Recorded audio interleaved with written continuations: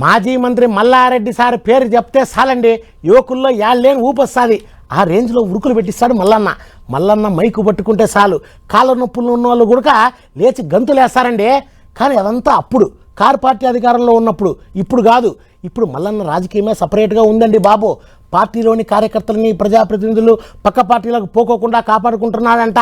కావాలంటే వినండి, ఆయనే చెప్తాడు. నేను గోవా పోయింది వాళ్ళతోటి, కార్పొరేటర్లతోటి. నేను దుబాయ్ పోయింది కౌన్సిలర్లతోటి. నేనేం విహారయాత్రలకు పోలే. అవిశ్వాసం దాంట్లో ఇవన్నీ కావద్దు. బాగా మెంటలీగా ప్రాబ్లమ్స్ ఉంటే కౌన్సిలర్లు కానీ కార్పొరేటర్లు కానీ డిస్టర్బ్ ఉంటే వాళ్ళని దోలుకపోయి సముద్రం ఒడ్డుకు చేస్తే కూల్ అయి వస్తుంది. అది ఇన్నారు కదా మల్లన్న మాటలు. ఇన్ని వద్దులు మల్లన్న విహారయాత్రలకు పోయిండు, ఎంజాయ్ చేస్తుండు, బీచ్ లో తిరుగుతుండు, దుబాయ్ లో చక్కర్లు కొడుతున్నాడు అనుకున్నాం గానీ అట్టేం కాదట. అవిశ్వాసం మీద అటిటుకున్న కౌన్సిలర్లను కార్పొరేటర్లను సల్లబరిచేందుకు ఎంబడేసుకొని పోయిండట. ఏదన్నా గానీ ఇది గాని మల్లన్న ఏది కడుపులో పెట్టుకోడు, ఏది దాసుకోడు. ఎంతమంది ఉన్నా ఎటువంటి ముచ్చటైనా అందరి ముంగటనే చెప్తాడు.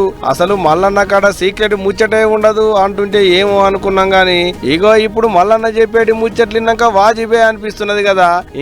ఇంకేమన్నాడో ఈనోలి. పిడితాది కూడా తీసుకుపోయినా సక్సెస్. మంచి ముచ్చట. మీరు ఏ పని చేసినా సక్సెస్ ఎప్పుడు మీ ఎంబడే ఉంటది కాదంటలేము గాని మల్లన్న మరి జవహర్ నగర్ వాళ్ళు కారు పార్టీకి టాటా చెప్పి షెయి పార్టీ వాళ్ళకు షెయి ఇచ్చినట్టగానే వాళ్ళని తీసుకుపోలేదా అనే మల్లన్న ఎంబడి.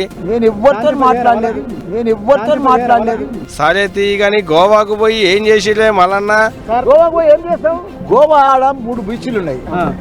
మంచిగా ఇంత మంచిగా బీచ్ల పక్క కూర్చుంటే మనిషి ఫ్రెండ్లీగా ఉంటారు, జర మనశ్శాంతి అవుతుంది. అందరు కలిసి మెలిసి ఉంటారు ఫ్యామిలీలతో పోయి.